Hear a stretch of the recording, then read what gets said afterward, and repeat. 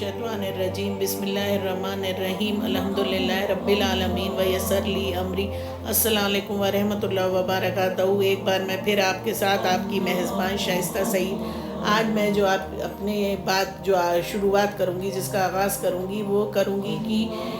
अल्लाह जो है हर बंदा मोमिन से, हर इंसान से बेहद नज़दीक है। जैसे कि कलाम पाक में उसने जगह जगह पर उसको हर जगह से वजाहत की है कि कोई भी शय बंदे के इतने करीब नहीं हो सकती, ना तो उसके अजीज़ और क़रीब, ना उसके अपना मतलब सोच वो, जितना अल्लाह उसके करीब है। हर बंदे के करीब सबसे करीब जो है वो अल्लाह है। जैसे कि सूरह बकरा में भी है, सूरह इमरान में भी है, और बहुत सी सूरतें, मतलब कलाम पाक की हर सूरतों में अल्लाह ने जगह जगह उसको वाज़ेह किया है कि। और जैसे सूरह हदीद में भी आयत 4 में जैसे अल्लाह पाक फरमाता है वह हुवा माअकुम ऐना मा कुंतुम, तुम्हारे साथ होता हूँ तुम जहाँ होते हो। और ऐसे ही सूरह बकरा में भी है कि तुम मुझे जहाँ से चाहो पुकारो, मैं हर जगह से पुकार करने वाले की पुकार सुनता हूँ, चाहे वो मुझे कहीं से भी पुकारे, मैं उसके सबसे करीब हूँ। तो इस तरह से ये बात कि अल्लाह के अलावा कोई इतना करीब बंदे के, इंसान के नहीं होता है जितना इंसान के करीब अल्लाह है। अगर अल्लाह को अपने करीब इंसान, अब ये होता है कि बहुत से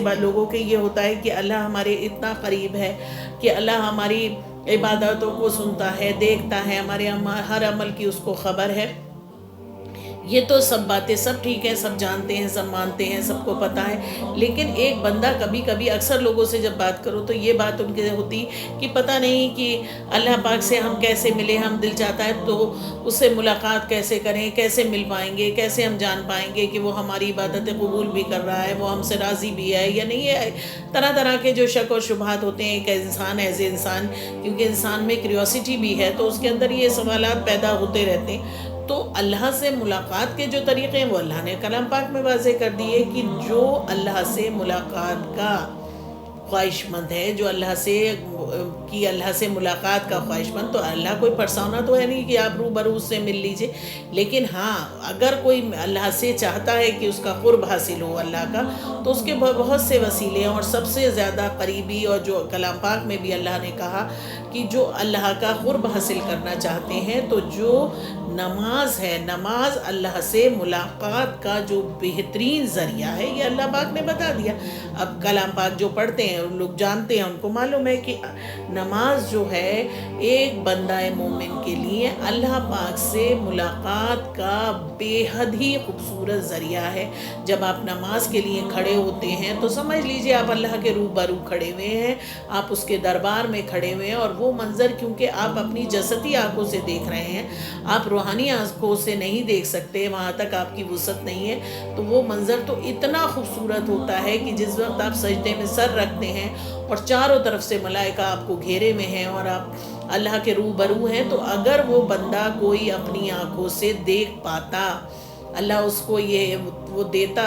कि ये कितना खूबसूरत हसीन मंज़र है, तो वो कभी शायद सजदे से सर ही ना उठाता। तो सजदे में सर रखना और इबादत करना और नमाज को कायम करना अल्लाह पाक से मुलाकात का बेहतरीन और ख़ूबसूरत ज़रिया है। ये उसकी मुलाकात जो लोग चाहते हैं उसका बेहतरीन ज़रिया है कि आप नमाज़ पढ़िए, और ये जान के पढ़िए, ये समझ के पढ़िए कि आप उसके रूबरू खड़े हुए, भले ही आप उसको नहीं देख सकते लेकिन वो आपको देख रहा है।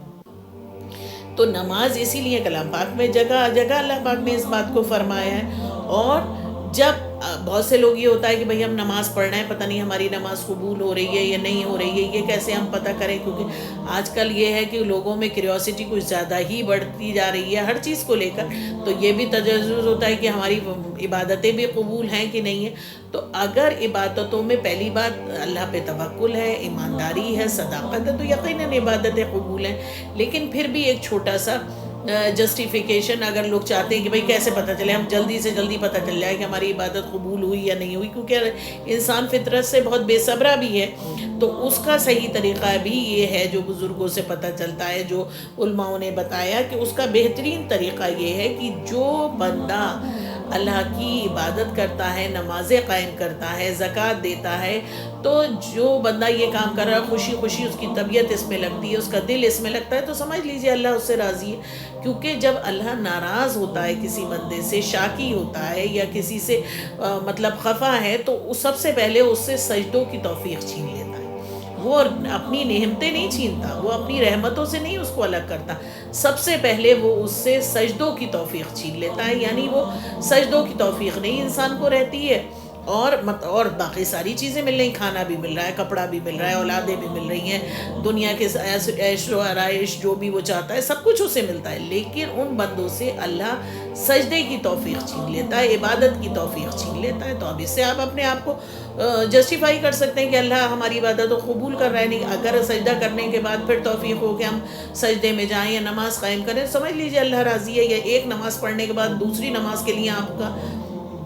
دل بہت بے صبرا ہو کہ اللہ پاک جلدی سے جلدی دوسری نماز ہو، محبت سے آپ کھڑے ہو، سمجھ لیجئے اللہ راضی، اور ایک نماز پڑھنے کے بعد دوسری نماز سے آپ کا دل کرے کہ کنی کترا رہے ہیں، آپ بھاگ رہے ہیں، تو یقیناً کہیں اللہ خفا ہے، آپ کی نماز نہیں قبول ہو رہی۔ تو یہ چیز جو ہے ایک طرح سے ایک پیمانہ ہے کہ اگر آپ کو دوسری نماز پڑھنا اور اللہ کے سامنے سر جھکانے میں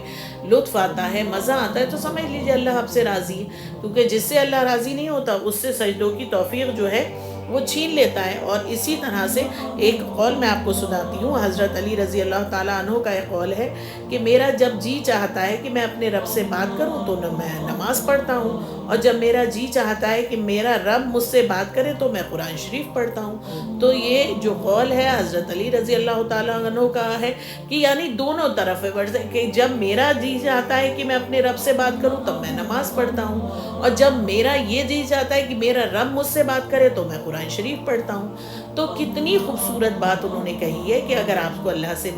ملاقات کے خواہش مند ہے تو آپ نماز قائم کریے، اور آپ اللہ سے ہم کلام ہونا چاہتے ہیں کہ اللہ آپ سے بات کرے تو اس کا کلام پاک پڑھیے، قرآن شریف پڑھیے جو اس کی کتاب ہے۔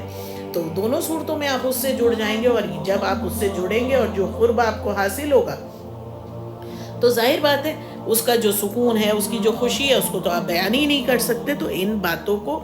آپ سمجھیے اور نیکیوں میں ایک دوسرے سے سبقت حاصل کیجیے۔ ویسے کمپٹیشن بری چیز ہے، کسی سے حسد، کسی سے جلن، کسی سے مطلب یہ کرنا ویسے تو بری ہے ایک عام زندگی میں، لیکن نیکیوں میں تو اللہ پاک خود کہتا ہے، سورہ بقرہ میں بھی اللہ پاک نے کہا ہے کہ آیت 148 میں آپ پڑھ لیجئے کہ جو اللہ پاک فرماتا ہے وَاسْتَبَاقُوا الْخَيْرَاتِ، تم نیک کاموں میں ایک دوسرے سے سبقت حاصل کرو یا ایک دوسرے سے کمپٹیشن کرو آگے نکلنے کا، اگر اس نے یہ نیکی اتنی کری ہے اللہ کی خوشنودی کے لیے تو میں اس سے کئی گنا آگے بڑھ کے نیکی کروں گا۔ تو نیکیوں کے کام میں سبقت کرو، یعنی کمپٹیٹیو رہو، ایک دوسرے کمپٹیشنز کرو، نیک کاموں کے لیے کمپٹیشنز بہت اچھی چیز ہے، بہت ہی ہیلدی چیز ہے، لیکن نیک کاموں کو چھوڑ کے اپنی خواہشوں کو، اپنے رشتوں کو، نہ تو اس میں کمپٹیشن غلط چیز ہے۔ تو جو اچھی جگہ ہے جہاں پہ کمپٹیشن آپ کو کرنا چاہیے وہاں کمپٹیشن کریے، اور جہاں کمپٹیشن کی منائی ہے وہاں نہ کریے، تو اللہ کا قرب آپ کو یقیناً حاصل ہوگا۔ اور اللہ پاک خود بھی ہے کہ اللہ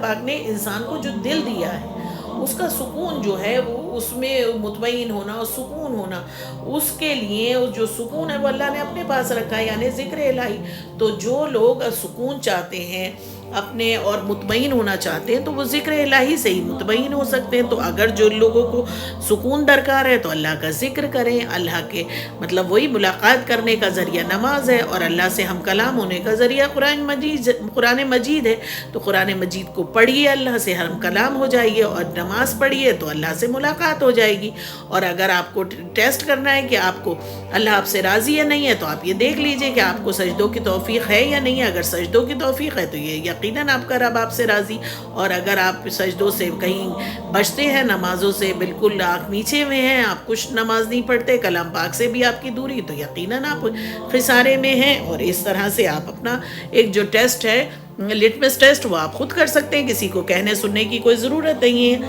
اور ہر انسان اتنا سمجھدار ہے کہ وہ اپنی جو تزکیہ ہے وہ خود کر سکتا ہے، تزکیہ نفس ہر انسان خود کر چکا ہے۔ اور اس ٹاپک کو میں انشاءاللہ اگلے ٹاپک میں ڈسکس کروں گی کہ ہر انسان یہ بہت بہتر جانتا ہے کہ میرا عمل صحیح ہے یا غلط ہے، اسے کسی کو بتانے کی ضرورت نہیں ہوتی، کیونکہ وہ بھی ایک الارم جو ہے اللہ نے اپنے جو میکینزم اللہ کا ہے اس میں لگایا ہوا ہے کہ وہ خود بتا دیتا ہے کہ بندہ اپنے آپ ریئلائز کر لیتا ہے کہ میں صحیح ہوں یا غلط۔ تو یہ بات آپ کو سمجھنی ہوگی کہ یعنی اللہ سے ملاقات کا جو ذریعہ ہے وہ نماز ہے، اور نماز کو قائم کریے، اور نماز پڑھتے وقت یہ دھیان میں رکھیے کہ آپ اس کے دربار میں کھڑے ہوئے ہیں اور آپ اس کے روبرو ہیں، وہ آپ کا آقا ہے اور آپ اس کے غلام ہیں۔ اور یہ کیفیت جب آپ اس کے غلام ہیں تو آپ اس کے ہر حکم کے پابند ہیں، جو وہ حکم حکم دے گا اس کی تابعداری آپ کو کرنا پڑے گی، تبھی آپ کی سچی محبت ہے۔ اور اگر آپ اس کے حکم کی حکم دولی کریں گے تو ظاہر بات ہے آپ اپنے آقا کے نافرمان ہیں، تو ظاہر بات ہے سزا کے مستحق ہوں گے۔ تو ان سب باتوں کو آپ کو سمجھنا بھی ہوگا، جاننا بھی ہوگا، اور شیئر بھی کیجئے جہاں تک ہو، زیادہ سے زیادہ اس کو شیئر کیجئے۔ جو لوگ سنتے ہیں اس کو شیئر کرتے ہیں وہ بھی ثواب جاریہ کے